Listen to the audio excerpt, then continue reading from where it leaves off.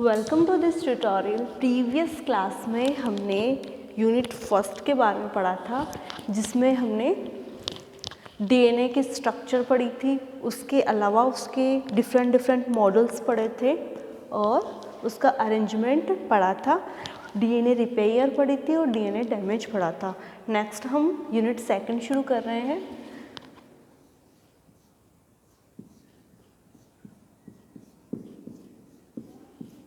ठीक है, तो यूनिट सेकंड का टॉपिक है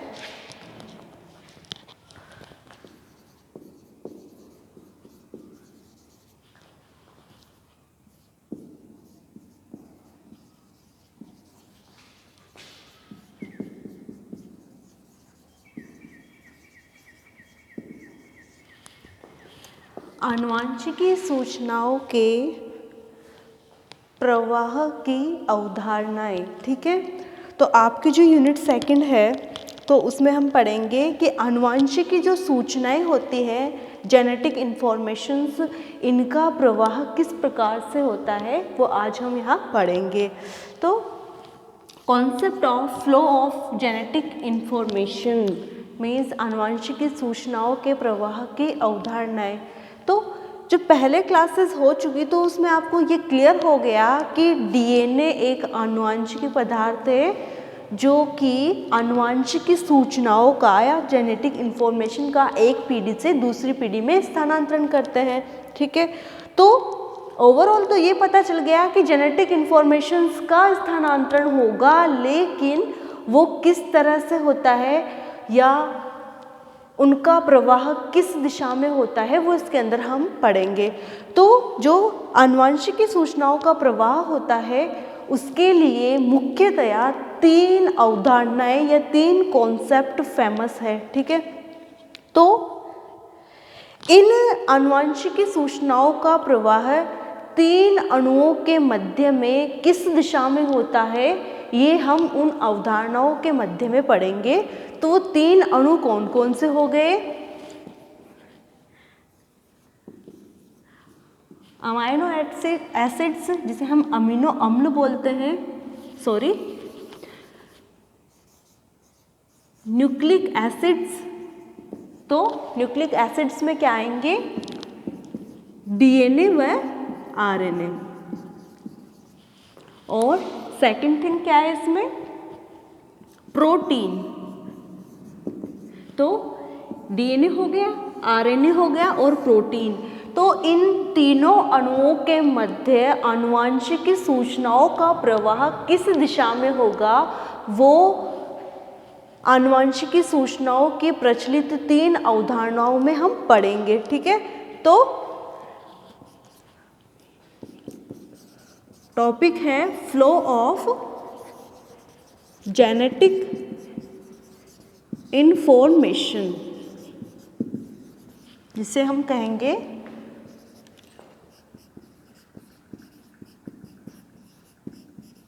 आनुवांशिकी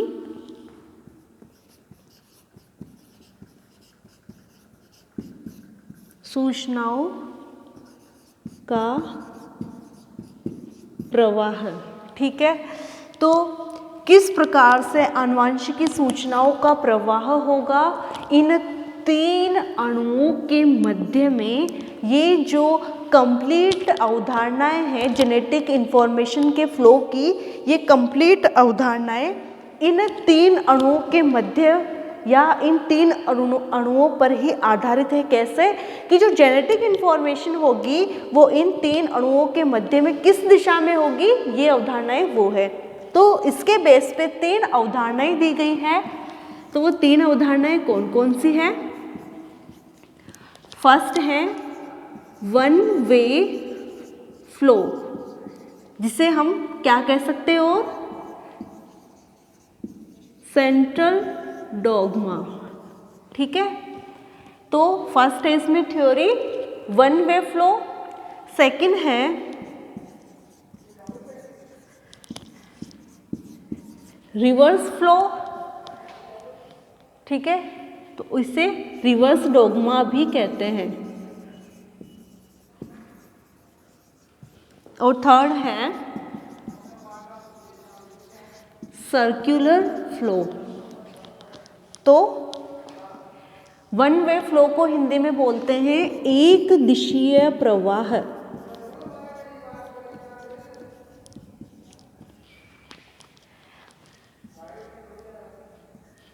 रिवर्स फ्लो को बोलते हैं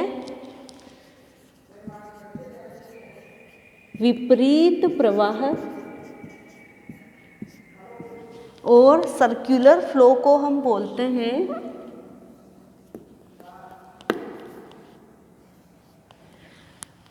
वृत्तीय प्रवाह।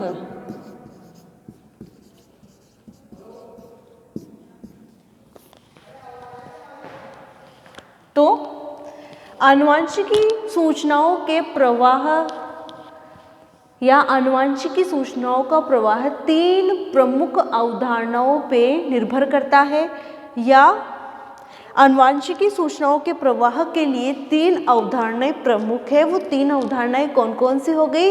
एक दिशीय प्रवाह, विपरीत प्रवाह, और थर्ड है वृत्तीय प्रवाह। ठीक है, तो हम फर्स्ट बात करते हैं वन वे फ्लो, जिसकी खोज किसने की थी? टैमिन ने की थी। तो टैमिन ने बताया कि आनुवंशिकी सूचनाओं का प्रवाह एक दिशीय होता है। वो कैसे होता है कि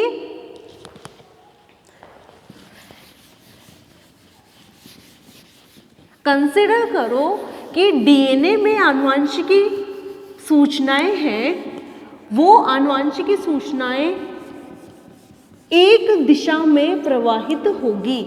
और वो एक दिशा कैसे होगी?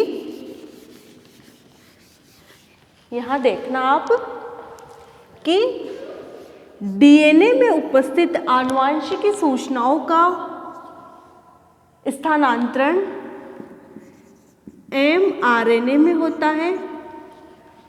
तो डीएनए से आनुवंशिकी सूचनाओं का स्थानांतरण जब एमआरएनए में होता है तो इसे कहते हैं ट्रांसक्रिप्शन, जिसे हिंदी में कहेंगे अनुलेखन। और जब एमआरएनए से आनुवंशिकी सूचनाओं का स्थानांतरण प्रोटीन में होता है, या एमआरएनए में उपस्थित आनुवंशिकी सूचनाओं का अनुवाद प्रोटीन के अंतर्गत होता है, तो इस प्रोसेस को कहते हैं ट्रांसलेशन। तो डीएनए में उपस्थित आनुवंशिकी सूचनाओं का स्थानांतरण एमआरएनए में होता है, जिसे ट्रांसक्रिप्शन कहते हैं। वह एमआरएनए में उपस्थित आनुवंशिकी सूचनाएं प्रोटीन में अनुवाद होती है। इस प्रोसेस को कहते हैं ट्रांसलेशन। ठीक है, तो आप देखो कि आनुवंशिकी सूचनाओं का प्रवाह एक ही दिशा में हो रहा है, मीन्स डीएनए से प्रोटीन की तरफ हो रहा है, तो इसे सेंट्रल डोग्मा भी कहते हैं और आनुवंशिकी सूचनाओं का एक दिशीय प्रवाह भी कहते हैं। फिर देखो इसको हम कैसे ड्रॉ करेंगे। ये है डीएनए, ये है आरएनए और ये है प्रोटीन। तो आनुवंशिकी सूचनाएं किस में आई? डीएनए से आरएनए में स्थानांतरित हुई और आरएनए से प्रोटीन में स्थानांतरित हुई। मीन्स जो आनुवंशिकी सूचनाएं हैं उनका प्रवाह एक दिशीय ही हो रहा है, तो यह कहलाएगा एक दिशीय प्रवाह। किसका? आनुवंशिकी सूचनाओं का एक दिशीय प्रवाह। फिर हम, ये तो हुई इसका फर्स्ट अवधारणा कि आनुवंशिकी सूचनाओं का प्रवाह एक ही दिशा में होता है। अब देखो रिवर्स फ्लो या रिवर्स डॉग्मा मीन्स विपरीत प्रवाह। इसके अंदर क्या होता है कि जो आनुवंशिकी सूचनाएं होती है उन आनुवंशिकी सूचनाओं का स्थानांतरण किस में होता है? डीएनए से एमआरएनए में। ठीक है, और एमआरएनए से प्रोटीन में आनुवंशिकी सूचनाओं का स्थानांतरण हो जाता है। लेकिन इसमें क्या होता है कि इसमें जो आरएनए होता है वो आरएनए डीएनए के नियंत्रण में आ जाता है या डीएनए के अंडर कंट्रोल होने के कारण फिर से ये जो आरएनए होता है वो फिर से डीएनए का निर्माण कर देता है।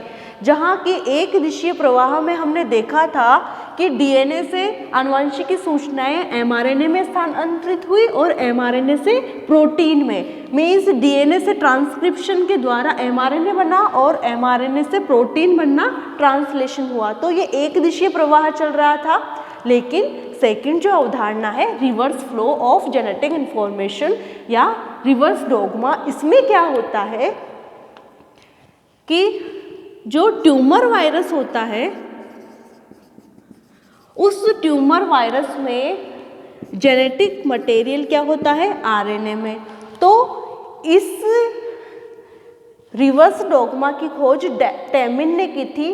टेमिन ने इसकी खोज किसमें की थी? ट्यूमर वायरस में।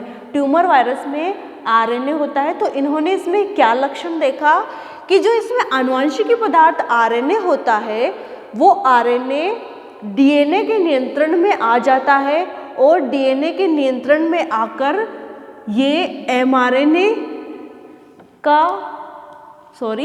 ये जो एमआरएनए है वो डीएनए के कंट्रोल में आ जाता है और एमआरएनए के कंट्रोल में आने के बाद में ये फिर से डीएनए का संश्लेषण शुरू कर देता है या इस आरएनए के प्रभाव से ये डीएनए अपना संश्लेषण खुद ही कर लेता है, मीन्स ये अपने आप में रेप्लिकेशन कर लेता है, प्रतिलिपिकरण कर लेता है।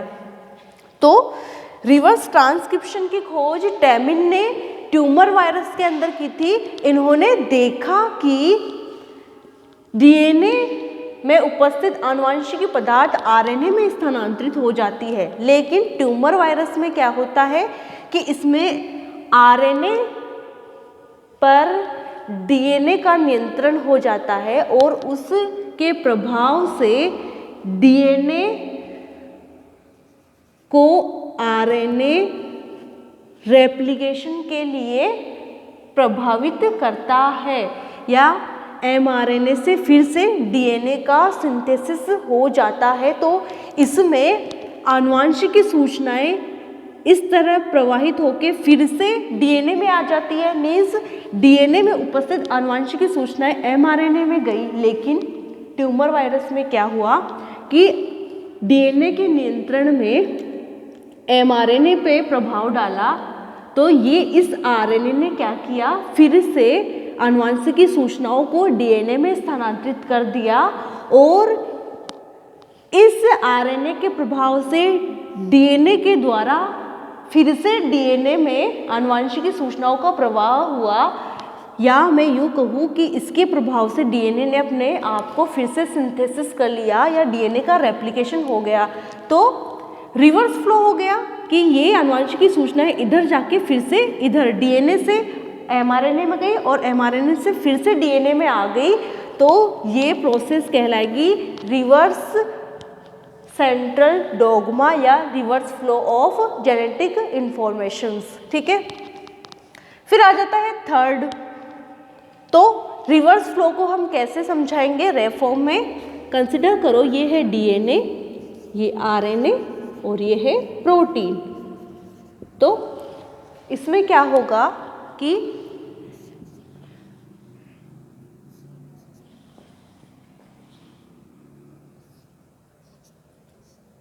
इस तरह से इसमें आनुवंशिक सूचनाओं का प्रवाह होगा। अब देखो आप, सर्कुलर फ्लो या वृत्तीय प्रवाह, इसके अंदर क्या होगा कि सर्कुलर फ्लो की खोज या वृत्तीय प्रवाह की खोज बैरी कॉमनर ने की थी।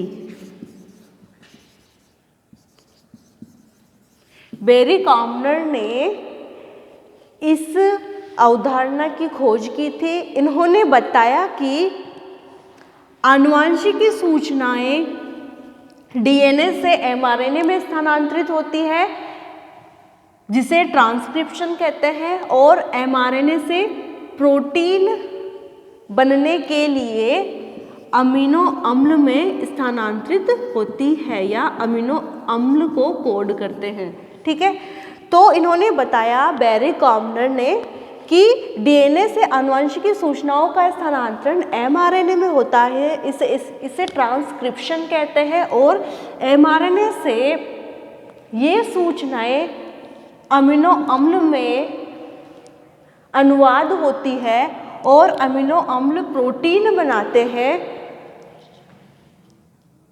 और एमआरएनए से इस आनुवंशिक सूचना का स्थानांतरण प्रोटीन में हुआ। ठीक है, अब ये जो प्रोटीन होती है, ये प्रोटीन फिर से क्या करेगी, डीएनए संश्लेषण करेगी। मीन्स यहाँ से फिर से प्रोटीन के थ्रू जेनेटिक इंफॉर्मेशन डीएनए में जाएगी, फिर डीएनए एमआरएनए को देगा, फिर एमआरएनए प्रोटीन को देगा, और इस तरह ये सर्किल चलता रहता है। मीन्स आनुवंशिक सूचनाएं डीएनए से एमआरएनए में गई, एमआरएनए से प्रोटीन में स्थानांतरित हुई, तो क्रमशः ट्रांसक्रिप्शन और ट्रांसलेशन हुआ। फिर आरएनए से आनुवंशिक सूचनाएं फिर से डीएनए में गई, डीएनए से फिर से प्रोटीन में आई, फिर से प्रोटीन से एमआरएनए में आई, और इस तरह ये सर्किल चलता रहता है, इसलिए इसे circular flow of genetic information कहते हैं। तो इस तरह इनमें आनुवंशिक सूचनाओं का प्रवाह होता है।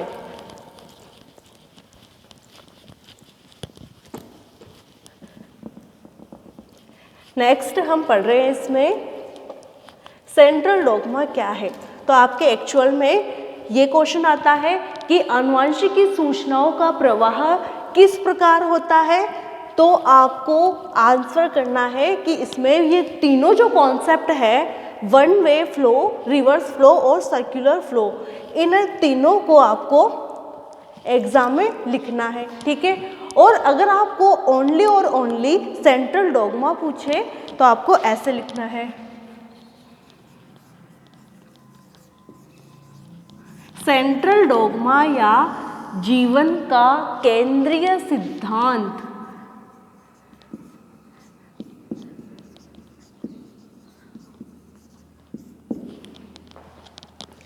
तो सेंट्रल डोग्मा में क्या होगा। सबसे पहले सेंट्रल डोग्मा की खोज किसने की थी, फ्रांसिस क्रिक ने, वॉटसन क्रिक ने नहीं। कई बुक्स में ओनली क्रिक आता है, तो अगर ऑब्जेक्टिव कोई क्वेश्चन आता है तो ओनली क्रिक आता है तो आप टिक कर सकते हो, लेकिन वहां पे वॉटसन एंड क्रिक आता है तो उसे टिक नहीं करना है। सेंट्रल डोग्मा की खोज फ्रांसिस क्रिक ने की थी। इन्होंने बताया कि आनुवंशिक सूचनाओं का प्रवाह या आनुवंशिक सूचनाओं का स्थानांतरण डीएनए से एमआरएनए में होता है। मैंने पहले बता दिया कि डीएनए एक ऐसा आनुवंशिकी अणु होता है जो जेनेटिक इंफॉर्मेशन को अपने अंदर रखता है। तो आनुवंशिक सूचनाओं युक्त डीएनए में उपस्थित आनुवंशिक सूचनाएं डीएनए से एमआरएनए में स्थानांतरित होती है और एमआरएनए से प्रोटीन में स्थानांतरित होती है। तो इसे ही सेंट्रल डोग्मा कहते हैं या जीवन का केंद्रीय सिद्धांत कहते हैं, या आनुवंशिक प्रवाह, आनुवंशिक सूचनाओं का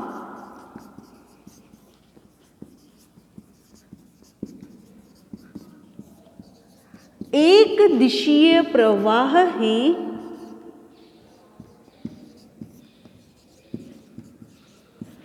सेंट्रल डोग्मा कहलाता है। डीएनए में उपस्थित आनुवंशिक सूचनाओं का एमआरएनए में स्थानांतरण व एमआरएनए में उपस्थित आनुवंशिक सूचनाओं का प्रोटीन में स्थानांतरण सेंट्रल डोग्मा कहलाता है। या सिंपल वर्ड्स में कहूँ तो आनुवंशिक सूचनाओं का एक दिशीय प्रवाह ही सेंट्रल डोग्मा कहलाता है। इसे मैं कैसे शो करूँगी, डीएनए से एमआरएनए और mRNA से प्रोटीन। ठीक है, तो डीएनए से एमआरएनए में अगर जेनेटिक इंफॉर्मेशन स्थानांतरित हो रही है तो इसे बोलेंगे ट्रांसक्रिप्शन, जिसे कहते हैं अनुलेखन। और एमआरएनए से प्रोटीन में स्थानांतरित हो रही है तो इसे कहते हैं ट्रांसलेशन, अनुवादन। और अगर डीएनए से डीएनए बन रहा है तो इसे कहते हैं डीएनए रेप्लिकेशन। और अगर एमआरएनए से जेनेटिक इंफॉर्मेशन डीएनए में आ रही है तो इसे बोलते हैं रिवर्स ट्रांसक्रिप्शन। तो हम नेक्स्ट पढ़ेंगे रिवर्स ट्रांसक्रिप्शन। तो रिवर्स ट्रांसक्रिप्शन क्या है कि आरएनए से आनुवंशिकी सूचनाओं का प्रवाह डीएनए में होना या आरएनए से डीएनए का निर्माण रिवर्स ट्रांसक्रिप्शन कहलाता है। तो नॉर्मल जो ट्रांसक्रिप्शन की प्रोसेस है उसमें क्या हो रहा है कि डीएनए से एमआरएनए बन रहा है, लेकिन रिवर्स ट्रांसक्रिप्शन में क्या होता है कि एमआरएनए से डीएनए का सिंथेसिस होता है। तो इस प्रोसेस को रिवर्स ट्रांसक्रिप्शन कहते हैं। और इसकी खोज किसने की थी? टैमिन व बाल्टीमोर ने इसकी खोज ट्यूमर वायरस में की थी। इन्होंने देखा कि जो ट्यूमर वायरस में आनुवंशिकी पदार्थ आरएनए होता है, इस आरएनए के द्वारा डीएनए का सिंथेसिस हो जाता है व आनुवंशिकी सूचनाएं आरएनए से डीएनए में स्थानांतरित हो जाती है। तो इस फिनोमिना को इसने रिवर्स ट्रांसक्रिप्शन नाम दिया। अब आता है आपके आरएनए प्रोसेसिंग। तो आरएनए प्रोसेसिंग के अंतर्गत क्या होता है कि यूकेरियोटिक जो सेल्स होती है उन यूकेरियोटिक सेल्स में पाया जाने वाला डीएनए नॉन कोडिंग व कोडिंग दोनों प्रकार की सीक्वेंस से मिलकर बना हुआ होता है। तो डीएनए का निर्माण कैसे होगा यूकेरियोट्स में? नॉन कोडिंग व कोडिंग सीक्वेंस से। ठीक है, मैंने पहले ही बता दिया, नॉन कोडिंग इनएक्टिव जीन्स होती है और कोडिंग एक्टिव जीन्स होती है। नॉन कोडिंग जीन्स को इंट्रॉन कहते हैं और कोडिंग जीन्स को एक्सॉन्स कहते हैं। ठीक है, तो आरएनए प्रोसेसिंग की हम बात करते हैं कि किस प्रकार से आनुवंशिकी सूचनाएं स्थानांतरित होते हैं। इसमें डीएनए से एमआरएनए कैसे बनेगा और एमआरएनए से प्रोटीन का सिंथेसिस कैसे होगा, ये ओवरऑल प्रोसेस हम इन स्टेप्स में पढ़ेंगे। तो फर्स्ट है आरएनए प्रोसेसिंग, मीन्स डीएनए से एमआरएनए का निर्माण कैसे हो रहा है, ये हम आरएनए प्रोसेसिंग के अंतर्गत पढ़ेंगे। तो यूकेरियोट्स में पाए जाने वाला डीएनए नॉन कोडिंग व कोडिंग सीक्वेंस से मिलकर बना हुआ होता है, अर्थात उनमें इंट्रॉन व एक्सॉन पार्ट्स पाए जाते हैं। नॉन कोडिंग भाग इंट्रॉन्स कहलाते हैं व कोडिंग भाग एक्सॉन्स कहलाते हैं। लेकिन इस प्रकार के डीएनए में या इस प्रकार से बनने वाला, इस प्रकार के डीएनए से मिलकर बनने वाला एमआरएनए में सिर्फ और सिर्फ कोडिंग भाग ही पाया जाता है, मीन्स एक्सॉन्स ही पाए जाते हैं। ठीक है, तो आरएनए प्रोसेसिंग में क्या पढ़ेंगे कि डीएनए कोडिंग व नॉन कोडिंग दोनों प्रकार के सीक्वेंस से मिलकर बना हुआ होता है। नॉन कोडिंग इंट्रॉन कहलाते हैं और कोडिंग सीक्वेंस एक्सॉन्स कहलाते हैं, जबकि इससे बनने वाले एमआरएनए में सिर्फ कोडिंग सीक्वेंस ही पाई जाती है, मीन्स उनमें एक्सॉन्स ही पाए जाते हैं। मीन्स डीएनए से जो एमआरएनए बनेगा उसमें सिर्फ एक्सॉन्स ही पाए जाते हैं, मीन्स उसमें कोडिंग सीक्वेंस ही पाई जाएगी। लेकिन जो एमआरएनए होता है, इस एमआरएनए से पूर्ववर्ती, मीन्स पूर्ववर्ती जो आरएनए होता है उसे कहते हैं एचएनआरएनए। तो आरएनए प्रोसेसिंग की क्रिया में डीएनए के नॉन कोडिंग सीक्वेंस को हटाया जाता है या फिर आरएनए प्रोसेसिंग के अंतर्गत एचएनआरएनए जिसमें नॉन कोडिंग और कोडिंग दोनों सीक्वेंस पाई जाती है, इन एचएनआरएनए से एमआरएनए का संश्लेषण किया जाता है। तो ये प्रोसेस क्या होगी? RNA processing. तो इसके कुछ स्टेप्स है, वो स्टेप्स कौन कौन से हैं? आरएनए प्रोसेसिंग की प्रक्रिया कुछ स्टेप्स में कंप्लीट होती है, जैसे कि फर्स्ट है कैपिंग, ठीक है, सेकंड है पॉली एडिनाइलेशन और थर्ड है आरएनए स्प्लाइसिंग। ये आपके बड़ा क्वेश्चन आता है कि आरएनए प्रोसेसिंग की प्रक्रिया को समझाइए, और सेंट्रल डोग्मा और रिवर्स ट्रांसक्रिप्शन पे आपके शॉर्ट नोट आ सकता है, जबकि आरएनए प्रोसेसिंग पे एक बड़ा क्वेश्चन आता है कि आरएनए प्रोसेसिंग की प्रक्रिया या यूकेरियोट्स में होने वाले आरएनए प्रोसेसिंग को समझाइए। तो आरएनए प्रोसेसिंग में एचएनआरएनए से, जिसमें नॉन कोडिंग और कोडिंग दोनों सीक्वेंस पाई जाती है, उससे सक्रिय एमआरएनए का निर्माण किया जाता है। यह प्रक्रिया 3 पदों में या 3 स्टेप्स में कंप्लीट होती है: कैपिंग, पॉली एडिनाइलेशन और आरएनए स्प्लाइसिंग। तो कैपिंग के प्रोसेस में क्या होता है कि इसमें डीएनए के या एचएनआरएनए के 5' सिरे पे कैपिंग की प्रक्रिया होती है, या 5' सिरे पे कैपिंग होती है। और ये कैपिंग कैसे होती है? एक मिथाइलेट ग्वानोसिन, ठीक है, तो मिथाइलेट ग्वानोसिन आकर 5' सिरे पे अटैच हो जाता है या जुड़ जाता है, तो ये प्रोसेस कैपिंग कहलाएगी। तो कैपिंग की प्रक्रिया, सबसे पहले आपको पूछ ले कि आरएनए प्रोसेसिंग में होने वाली कैपिंग की प्रक्रिया कहाँ होती है या किस सिरे पे होती है? तो एचएनआरएनए के 5' सिरे पे कैपिंग की प्रोसेस होती है। इसमें एक मिथाइलेट ग्वानोसिन आकर 5' सिरे पे जुड़ जाता है। इस मिथाइलेट ग्वानोसिन को MEG7 भी कहते हैं या MEG7 के नाम से भी जाना जाता है। तो कैपिंग के प्रोसेस से क्या होता है कि जो एंडोन्यूक्लियस एक्टिविटी होती है, या एंडोन्यूक्लियस क्या कार्य करता है? काटने का कार्य करता है। तो एचएनआरएनए को एंडोन्यूक्लियस एक्टिविटी से बचाने के लिए उस पर कैपिंग की प्रोसेस की जाती है। सेकेंड स्टेप है पॉली एडिनाइलेशन।